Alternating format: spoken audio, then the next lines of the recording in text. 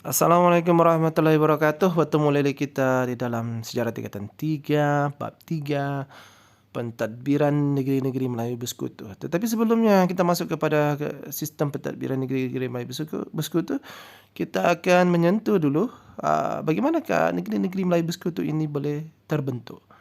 Hasil daripada campur tangan Inggeris terhadap negeri-negeri Melayu ini. Baiklah. Faktor pertama ialah kekayaan hasil bumi di Perak, Selangor, Negeri Sembilan dan Pahang.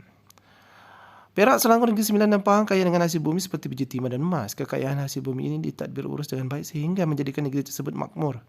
Kekayaan dan kemakmuran negeri-negeri Melayu tersebut telah menarik minat kuasa Aceh, Belanda dan British untuk menguasai negeri tersebut. Kekayaan biji timah. Biji timah merupakan barang dagangan yang penting di negeri-negeri Melayu sejak zaman Kesultanan Melayu Melaka. Para pedagang dari seluruh alam Melayu datang ke Pelabuhan Melaka untuk mendapatkan biji timah. Pelombongan biji timah abad ke-15. Peringkat awal pelombongan biji timah. Seawal abad ke-15, pelombongan biji timah diusahakan oleh orang Melayu di lembah-lembah sungai. Orang Melayu melombong biji timah bagi kegunaan tempatan dan diperdagangkan. Perdagangan biji timah dijalankan di bawah penguasaan pembesar Melayu sebagai pemilik lombong yang membekalkan semua keperluan perbelanjaan. Pembesar Melayu memperoleh kawasan perdagangan melalui surat tauliah daripada Sultan. Punca pendapatan utama mereka ialah perdagangan biji timah. Sultan menerima bahagiannya daripada hasil perdagangan biji timah. Untuk pengetahuan anda, Cik Long Jaafar telah membuka sebuah daripada jajahan negeri Perak dinamakan Larut.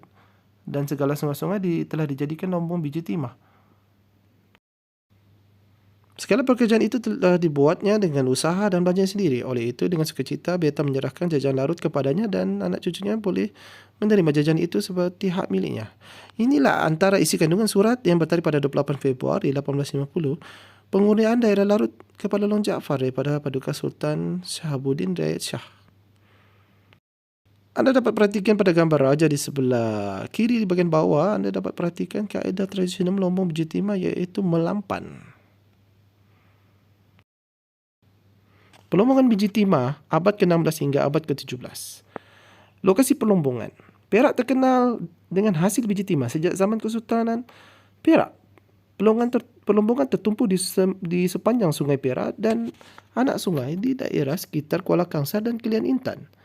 Pada tahun 1616, biji timah mula dilombong di Manjung dan Beruas. Perak merupakan pelabuhan utama yang menghasilkan biji timah dan sering dikunjungi pedagang, terutamanya Portugis. Kekayaan dan kemakmuran Perak menyebabkan Aceh meletakkan Perak sebagai negeri naungannya pada abad ke-16 hingga abad ke-17. Perak menggunakan biji timah sebagai bahan bernilai untuk mendapatkan perlindungan Portugis di Melaka bagi membebaskan Perak daripada naungan Aceh. Peta menunjukkan kawasan di sepanjang Sungai Perak. Pelombongan biji timah pada abad ke-18. Di Perak, pada pertengahan abad ke-18, biji timah dikeluarkan oleh pelombong-pelombong kecil Melayu di kawasan Larut seperti Kerian, Kurau, Larut, Terong dan Beruas. Sultan Perak, Paduka Seri Sultan Muzaffar Shah memeterai perjanjian menjual biji timah dengan Belanda di Melaka. Menjelang akhir abad ke-18, pengeluaran biji timah merosot akibat aktiviti penyeludupan biji timah kepada pedagang British di Pulau Pinang melalui Sungai Kurau. Di Selangor, kekayaan biji timah di Kuala Selangor menarik ramai pedagang luar ke Kuala Selangor.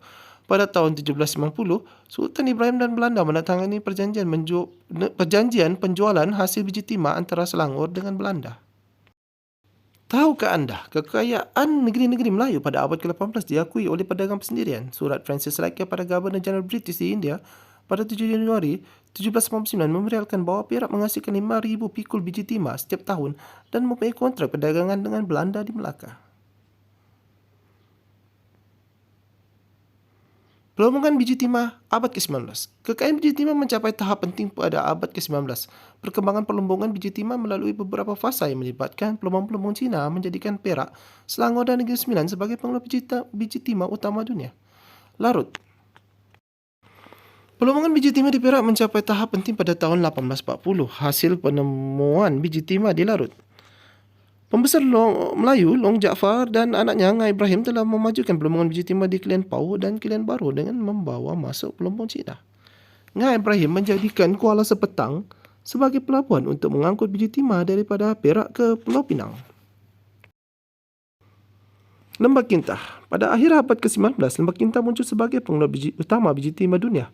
Perkembangan kegiatan perlombongan biji timah menyebabkan kemunculan bandar Gopeng, Ipoh, Batu Gajah dan Kampar. Pada tahun 1870-an, Sultan Ismail mengusaha dan memajukan kawasan perlombongan baru di Lembah Kintah yang menyebabkan kemunculan bandar Papan dan Pangkalan Peguh. Tahukah anda antara besi penemuan biji timah di Larut Perak pada abad ke-19?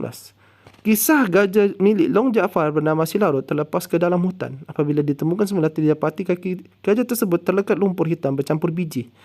Menyedari kepentingan bahan tersebut, Long Jaafar mengikuti jejak gajah tersebut dan menemukan tempat gajah mendapat lumpur hitam tersebut. Tempat ini dibangunkan oleh Long Jaafar dalam aktiviti perlombongan biji timah.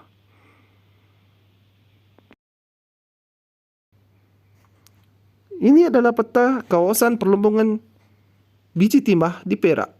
Kawasan yang berwarna adalah merupakan kawasan yang penting dalam perlombongan, iaitu seperti Kelian Pauk, Kelian Baru, Sayong dan Kintah.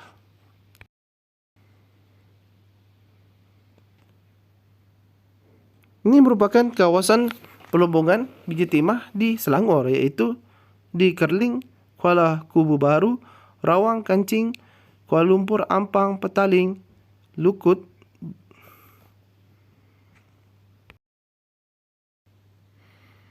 Jugrah. Sultan Abdul Samad yang memerintah daripada 1857 hingga 1858 menjadikan Jugrah di daerah Langat sebagai pusat pentadbiran Kesultanan Selangor.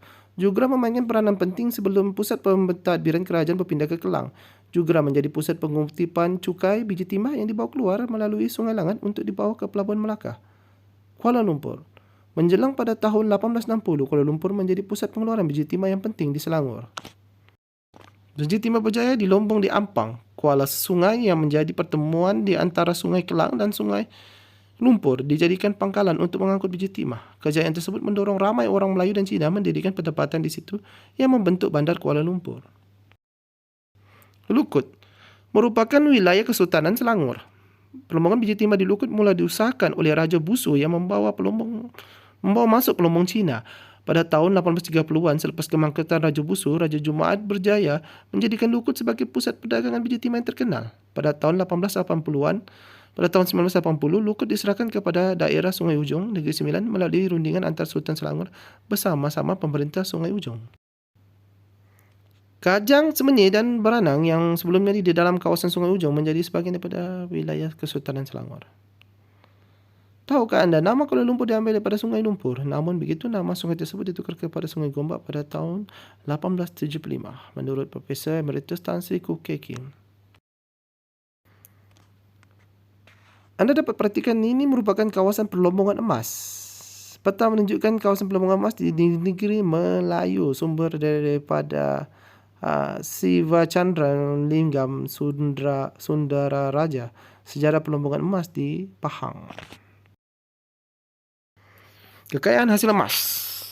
Perlombongan emas di negeri Melayu tertumpu di kawasan jalur emas yang sebahagian besar yang terdiri daripada negeri Pahang. Jalur emas Pahang meliputi kawasan perlombongan yang terdapat di Raub yang berkeluasan 14,000 batu persegi. Mengikut rekod negara Cina, emas yang menjadi ekspor utama Pahang pada abad ke-13. Menurut catatan Portugis pula, pada abad ke-16, emas dihasilkan di negeri Pahang diperdagangkan di Melaka. Sultan Pahang juga menggunakan emas sebagai hadiah kepada negeri-negeri lain. Antara kegunaan emas dalam masyarakat Melayu termasuk dalam menjadikan bahan perhiasan. Pending emas bertata batu permata biasanya dipakai oleh kerabat diraja semasa upacara istiadat kebesaran diraja. Tahukah anda apa maksud konsesi? Hak atau keizinan yang diberikan oleh pemerintah untuk menggunakan sesuatu kawasan bagi tujuan melombong. Tahukah anda berdasarkan sumber daripada negara India, Semenanjung Tanah Melayu dikenali sebagai Suvarna Bumi yang bermaksud bumi emas, manakala dalam catatan Yunani, Claudius Ptolemy, ahli geografi Yunani yang menulis pada abad kedua masih menamakan Semenanjung Tanah Melayu sebagai Golden Chersonese yang bermaksud Semenanjung Emas. Lokasi perlombongan emas di Pahang. Perlombangan emas telah dilakukan di Hulu Pahang iaitu sekitar Sungai Tembeling, Sungai Jelai dan Sungai Semantan. Kawasan-kawasan penting perlombangan emas ialah Raup, Tui, Tersang, Selinsing, Penjom, Kecau dan Hulu Dong. Perkataan Raup dalam bahasa Melayu bermakna genggam. Pusat perlombongan emas dinamakan Raup selepas pelombong-pelombong yang menjumpai seraup emas pada setiap dulang pasir. Kegiatan pelombongan emas di Pahang pada abad ke-16 dan ke-17 dijalankan oleh orang Melayu, orang Aceh dan orang Minangkabau menggunakan kaedah mendulang dan melampan, manakala pada abad ke-18 kekayaan emas menarik kehadiran orang Cina dari Kelantan, Perak dan Negeri Sembilan menggunakan kaedah melampan. Abad ke-19 Sultan Ahmad memberikan konsesi kepada orang Eropah untuk memajukan kegiatan pelombongan di Pahang. Pelombong Eropah menggunakan kaedah lombong dedah dan lombong bawah tanah. Baiklah, kita dapat simpulkan bahawa kita sewajar bersyukur dan menghargai negara kita kerana dihasilkan dengan pelbagai kekayaan hasil bumi. Kita seharusnya memanfaatkan kekayaan hasil bumi tersebut untuk kesejahteraan hidup masyarakat dan kemakmuran negara. Sekian dulu, kita akan bertemu pada bab yang seterusnya. Assalamualaikum.